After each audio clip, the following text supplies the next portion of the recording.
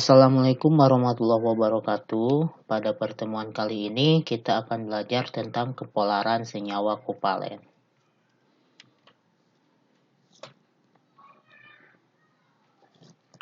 Nah, apa yang dimaksud dengan polar polar itu artinya kutub.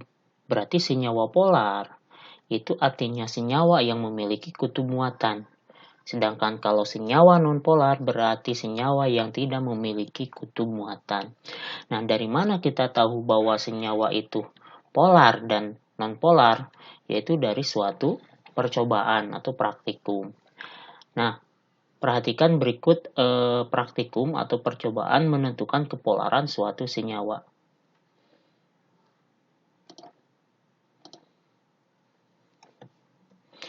Nah, di sini ada beberapa senyawa yang akan diuji kepolarannya. Ada HCl, ada H2O air, kemudian kloroform, dan yang keempat itu CCl4 atau karbon tetraklorida.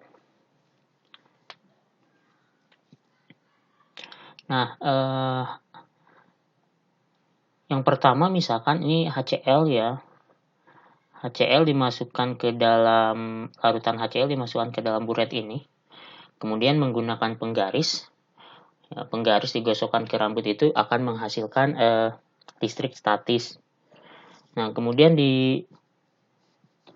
dibuka ya yang keran ininya. Ini HCl. Nah, kemudian si penggaris yang sudah bermuatan listrik statis itu didekatkan ke cairan atau larutan ini. Kalau senyawa HCl-nya polar itu maka akan tertarik ya, karena polar itu bermuatan. Nah, ini tertarik. Seperti ini jadi dibelokkan. Nah, berarti senyawa ini atau cairan ini atau larutan HCl itu adalah larutan yang polar. Ya, berarti ini polar. Karena tertarik.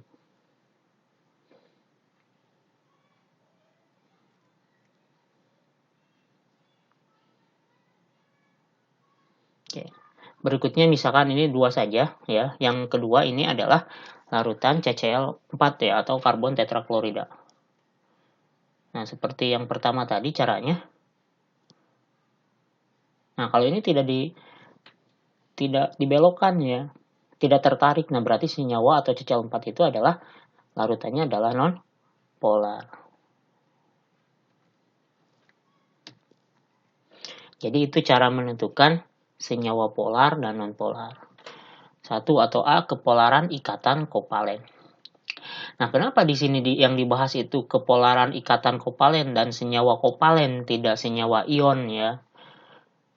Karena senyawa ion itu tidak perlu dibahas kepolarannya, karena ion itu sudah pasti bermuatan ya, atau sudah pasti polar. Ya, karena ion itu bermuatan listrik positif dan negatif. Jadi sudah pasti ion itu bermuatan, jadi tidak perlu dibahas kepolarannya. Sedangkan ikatan kovalen itu ada yang polar, ada yang non-polar. Kenapa ikatan kovalen atau senyawa kovalen itu polar padahal tidak terjadi muatan serah terima elektron? Nah, ini yang akan dibahas.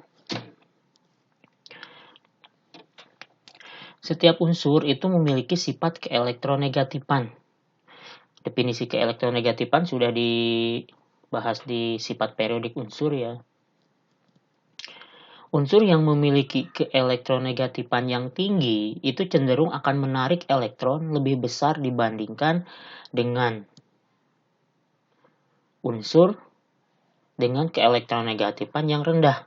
Keelektronegatifan ini berpengaruh pada ikatan kimia, yaitu ikatan kovalen, sehingga menyebabkan adanya ikatan polar dan ikatan nonpolar.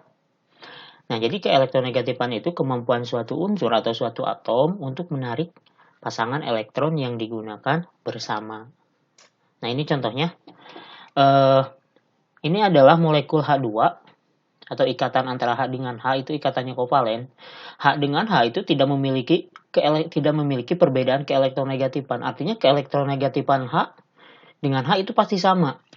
Karena keelektronegatifannya sama, maka kekuatan H yang satu dengan H yang satu lagi menarik elektron itu sama kuatnya. Sehingga kalau sama kuatnya, maka elektron ini akan ada di tengah-tengah ini. Sehingga tidak membentuk senyawa atau tidak membentuk ikatan yang polar ya, jadi non-polar. Contoh yang kedua adalah HCl. Nah, antara H dengan Cl itu berbeda keelektronegatifannya. Dari mana tahu perbedaan keelektronegatifan ya? Itu di sifat periodik unsur. Nah, ini adalah keelektronegatifan unsur menurut Pauling, atau ini skalanya skala Pauling. Nah, lihat di sini antara H itu keelektronegatifannya 2,1, sementara Cl itu keelektronegatifannya 3. Ya, berarti lebih elektronegatif Cl daripada H. Sehingga kalau lebih elektronegatif Cl, maka Cl itu lebih kuat menarik pasangan elektron ini. Sehingga pasangan elektron ini lebih dekat ke Cl. Karena pasangan elektron lebih dekat ke Cl dan elektron itu bermuatannya negatif, maka Cl ya menjadi bermuatan, muatannya parsial negatif. Sementara H menjadi muatannya parsial positif. Kenapa di sini ditandai dengan muatan parsial, tidak positif negatif saja? Ya, karena muatan parsial itu artinya muatannya tidak terlalu besar ya. Kenapa tidak terlalu besar? Karena si elektron ini hanya dekat saja, tidak sampai dilepaskan ya, atau tidak sampai ditangkap seperti ikatan ion ya. Makanya muatannya parsial negatif dan parsial positif. Ya, jadi si elektronnya kalau parsial negatif itu berarti Cl itu lebih elektronegatif, atau si elektron ini, pasangan elektron ikatan ini lebih dekat ke Cl. Nah, kalau ikatannya polar, maka di atas molekulnya atau di atas rumusnya itu diberi tanda panah. Nah, berarti ini artinya ikatan ini polar. Nah, tanda panah ini arahnya menuju ke atom yang lebih elektronegatif ya. Jadi ini lebih menuju atom yang elektronegatif. Di sini yang lebih elektronegatif itu Cl daripada H.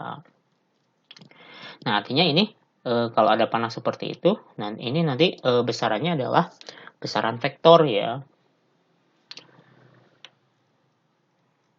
Berikutnya ada ikatan kovalen polar tadi udah dibahas ya. Nah, ini penyebabnya ikatan kovalen polar itu terjadi jika pasangan elektron ikatan tertarik ke salah satu atom yang berikatan. Yaitu semakin besar selisih keelektronegatifan atau perbedaan keelektronegatifan, maka ikatan kovalennya semakin polar. Ya, hal ini terjadi jika atom-atom yang berikatan berbeda kepolarannya. Ya, biasanya kalau atomnya berbeda, maka kepolarannya juga keelektronegatifannya berbeda. Walaupun ada yang sama ya. Jadi penyebab ikatan kovalen polar itu adalah karena adanya perbedaan atau selisih keelektronegatifan. Contoh soal misalkan, susunlah molekul berikut yaitu ClF, ICl, BrCl, BrF, IBr berdasarkan bertambahnya kepolaran atau bertambahnya ikatan semakin polar ya. Jadi susun dari yang kepolarannya rendah ke yang kepolarannya lebih tinggi. Nah, diketahui keelektronegatifan unsur-unsur F, Cl, Br, dan I menurut skala Pauling adalah ini. Jadi, kalau di soal tidak diketahui keelektronegatifannya, maka bisa dilihat di sini ya. Nah, unsur yang paling elektronegatif di sini adalah dari semua unsur yang paling elektronegatif itu adalah unsur fluor atau F ya. Jadi F itu merupakan unsur yang paling elektronegatif ya. Paling besar keelektronegatifan menurut skala Pauling itu adalah 4. Nah, pembahasannya karena yang ditanyakan urutan kepolaran dari yang terendah ke yang tertinggi, maka kita harus mencari selisih keelektronegatifan antara dua atom penyusunnya. Ya, karena di sini semakin besar selisih keelektronegatifan, maka semakin polar ya. Kayak diketahui keelektronegatifan di soal F4, Cl3, Br 2,8, I 2,5 ya. Kemudian kita cari selisih keelektronegatifan-nya. Yang pertama ClF. ClF itu berarti Cl dengan F. Oke. Cl keelektronegatifannya 3, F keelektronegatifannya 4, sehingga selisihnya ya 4 dikurangi 3 ya, besar dikurangi kecil. 4 dikurangi 3 berarti selisihnya 1. Itu ClF. Yang kedua ICl. Antara I dengan Cl. keelektronegatifannya 2,5 Cl 3 ya, berarti selisihnya 3 dikurangi 2,5 itu adalah 0,5. Yang ketiga BrCl, selisihnya Br 2,8 Cl 3, berarti 3 dikurangi 2,8 itu 0,2. Yang keempat BrF, Br dengan F 2,8 F4, 2,4 dikurangi 2,8 sama dengan 1,2. Yang terakhir IBr, I dengan BR, I itu 2,5, BR 2,8 ya, berarti selisihnya 0,3. Nah, pertanyaannya di sini adalah urutkan berdasarkan bertambahnya kepolaran. Ya, berarti dari yang kepolarannya paling rendah ke yang paling tinggi. Ya, berarti kita cari selisih yang paling rendah ya. Nah, selisih yang paling rendah itu adalah yang pertama ini. Nah, ini BrCl itu paling rendah, kepolarannya paling kecil ya. Yang pertama BrCl. Kemudian yang kedua semakin naik ya, ini IBr. Kemudian yang ketiga, nah ini ICl. Yang keempat ClF. Yang kelima BrF paling besar. Jadi yang paling polar itu adalah ikatan Br dengan F, karena selisih keelektronegatifnya paling besar. Jadi F itu paling kuat menarik pasangan elektron, sementara Br itu lemah ya keelektronegatifnya, sehingga si elektronnya itu akan dekat ke F. Sehingga kalau yang ditanyakan muatan negatifnya yang mana, ya muatan negatifnya ya F ya. Yang lebih positifnya adalah Br. Itu yang pertama, ikatan kovalen polar. Yang kedua, ikatan kovalen nonpolar. Nah, ikatan kovalen nonpolar terjadi jika pasangan elektron ikatan itu tertarik sama kuat ke semua atom. Ikatan ini juga dapat terjadi karena tidak adanya perbedaan keelektronegatifan.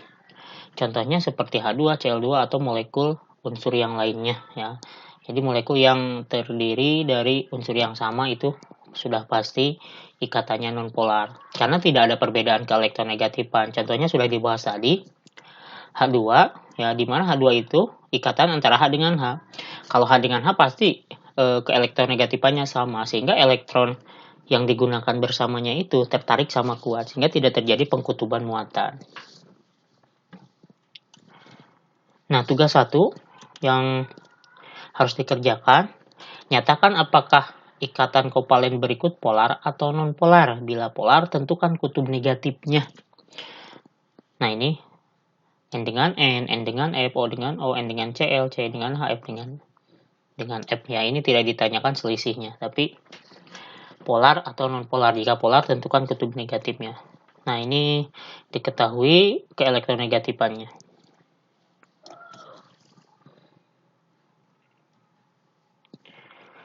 Berikutnya kepolaran molekul. Nah, apa perbedaan kepolaran molekul dengan kepolaran ikatan? Ya.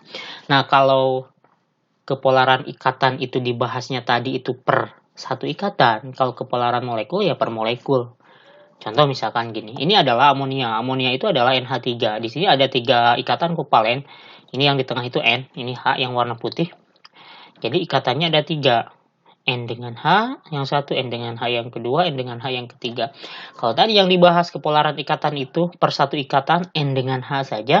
Kalau kepolaran molekul secara keseluruhan ya, kepolaran molekul NH3 ya. Jadi satu molekul itu bisa 1 ikatan, 2 ikatan, 3 ikatan, 4 ikatan dan yang lainnya. Nah, molekul dengan ikatan yang polar itu dapat bersifat polar, dapat juga bersifat non-polar. Makanya dibahas ini. Jadi, walaupun ikatannya polar, tapi bisa bersifat non-polar. Tergantung pada geometri atau bentuk molekulnya. Bentuk molekul udah dibahas di pertemuan sebelumnya. Nah, meskipun ikatan bersifat polar, jika molekulnya berbentuk simetris, secara keseluruhan molekul itu akan bersifat non-polar. Contohnya nanti ada di pembahasan berikutnya. Nah, molekul dikatakan bersifat polar jika distribusi rapatan elektronnya tidak merata, sehingga ada sisi molekul yang distribusi rapatan elektronnya lebih besar, sementara sisi lainnya lebih rendah. Ya, kalau molekul nonpolar itu sama. distribusi rapatan elektronnya merata atau disebut dengan bentuk simetris. Nah, ini salah satu contohnya. Nah, ini contohnya adalah CCl4. CCl4 itu molekulnya adalah molekul nonpolar. Walaupun ikatan antara C dengan Cl-nya, masing-masing C dengan Cl-nya itu adalah polar, tapi secara keseluruhan molekulnya adalah molekul nonpolar. Ya, kalau NH3 ikatannya nonpolar, molekulnya nonpolar. Nah, sekarang akan dibahas kenapa misalkan NH3 polar molekulnya sementara CCl4 nonpolar.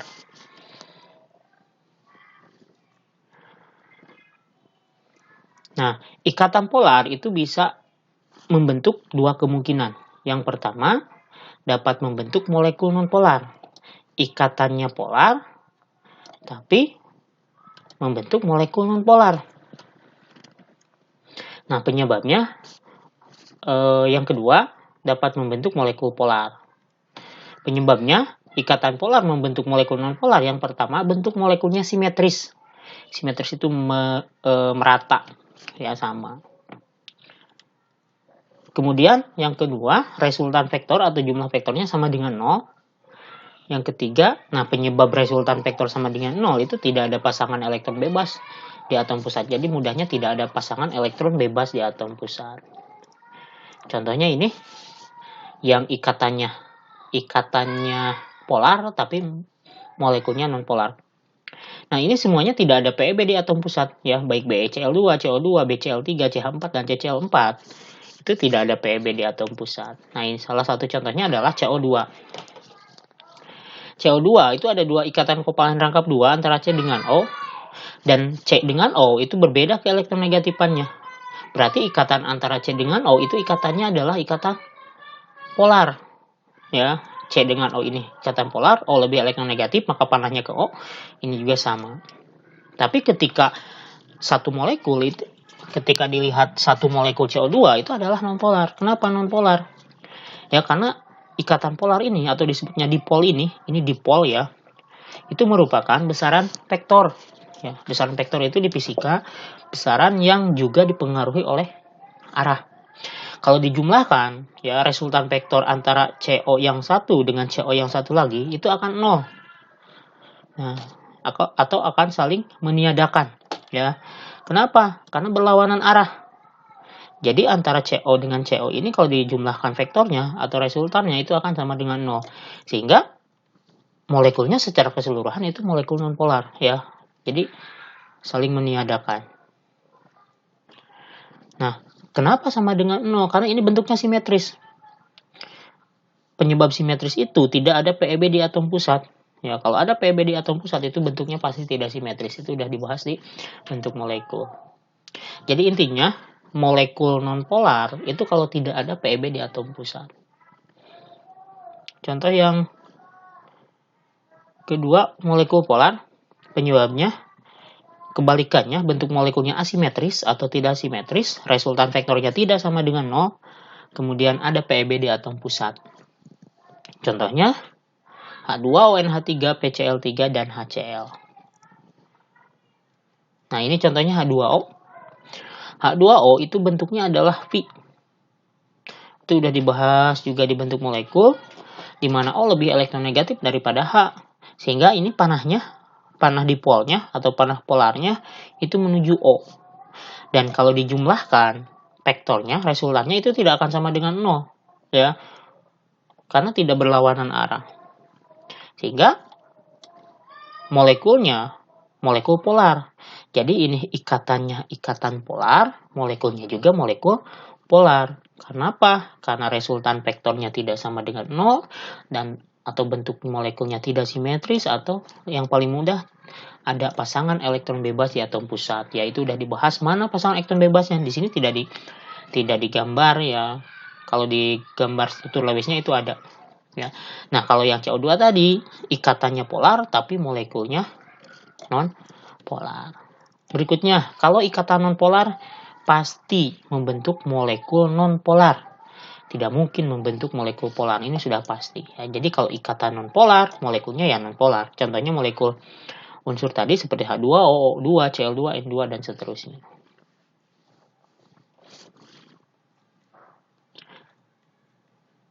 tugas yang kedua yang harus dikerjakan. 1.